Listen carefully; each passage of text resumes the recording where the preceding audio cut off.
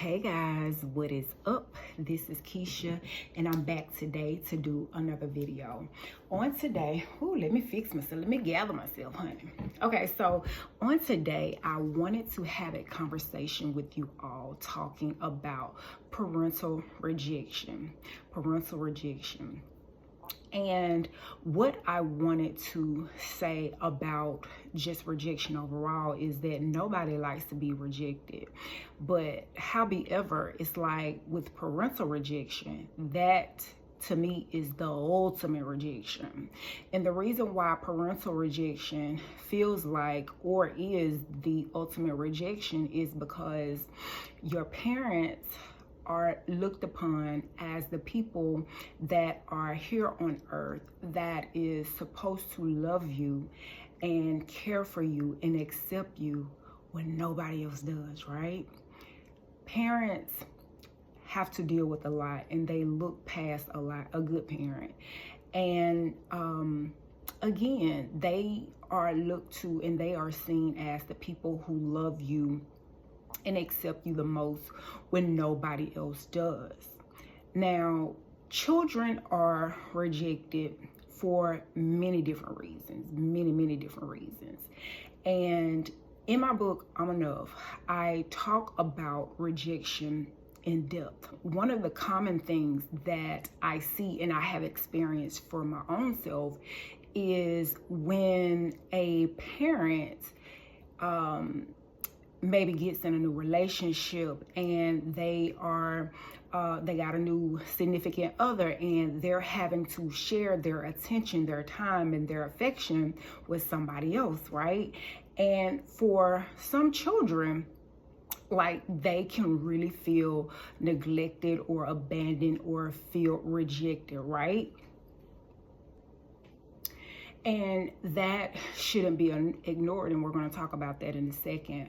But down here in the deep south where I'm from, that can be translated as, from the adult's perspective, I got a life too.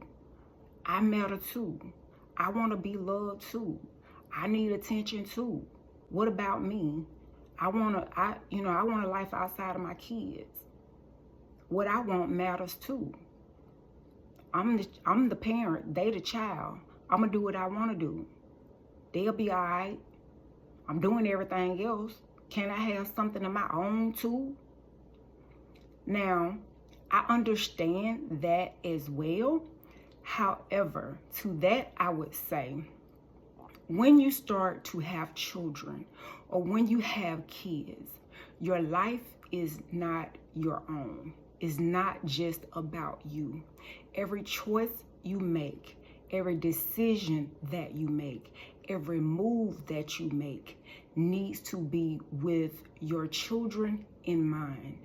Your choices and your decisions will affect your children now. They will affect your children later. So every relationship that you encounter needs to be not just based off of what's good for you or how you may feel. It also needs to be of some type of benefit to your children. Now, one thing, one of my cousins and I remember when we were younger and her kids were small, she would always acknowledge how they felt about who she was dating.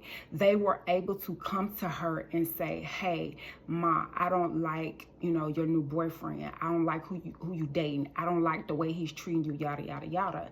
And she never denounced their feelings. She always acknowledged how they felt.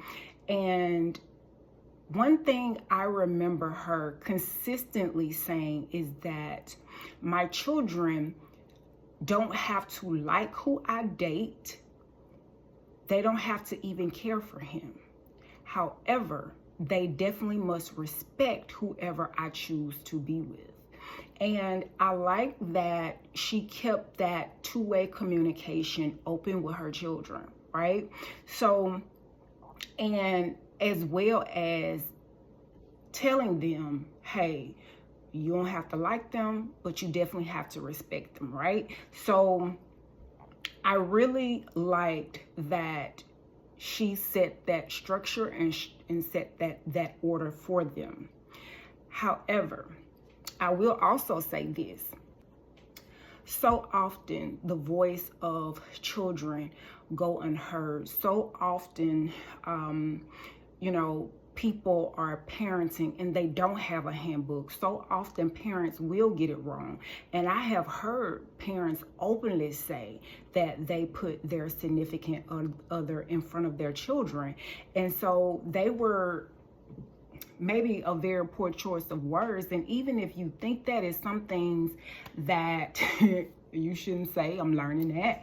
But I have heard people say that I put, my significant other in front of my children because that's how God designed it to be, or yeah, because me and my boo done been through a lot together, and, he been here when my children or my kids wasn't. So I've heard that from both sides. And I'll say this right here.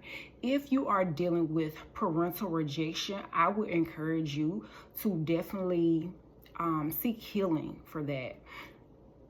Seek healing, make peace with your past, make peace with your pain. And I talk about that again in depth in my book, I'm Enough. Excuse me if I have not properly introduced myself. My name is Keisha, formerly known as Author K.O. Sterling, and I write books, ebooks, and audiobooks that help pull young women or women in general from the emotional wreckage caused by the wears and tears of life, particularly in the areas of failed relationship, parental rejection, and depression. Okay, so that is who I am, and that is kind of what I do. But I want to leave you all again with this. Seek help. Get you some healing for whatever parental rejection that you're dealing with, so that your past won't continue to rob you of your present as well as your future. Your future self needs you, right? And I also have this sentiment where there is some people don't need to, before they repent before God, they need to go repent before their children, or they need to go repent to their parents, right? Like, it's healing in that, right? Some people aren't able to do that. Some people are not ready yet, but I definitely would encourage you all, if you are dealing with parental rejection, please find your way to healing so that you do not continue to rob your own self of your present as well as your future, because that will, rob you of time of being happy, right? So I'm gonna go ahead and close out here because I have so much more to say. So I would encourage you to tune in to my next video, because I'm going to be talking a little bit more about this subject. All right, talk to y'all later. Bye-bye.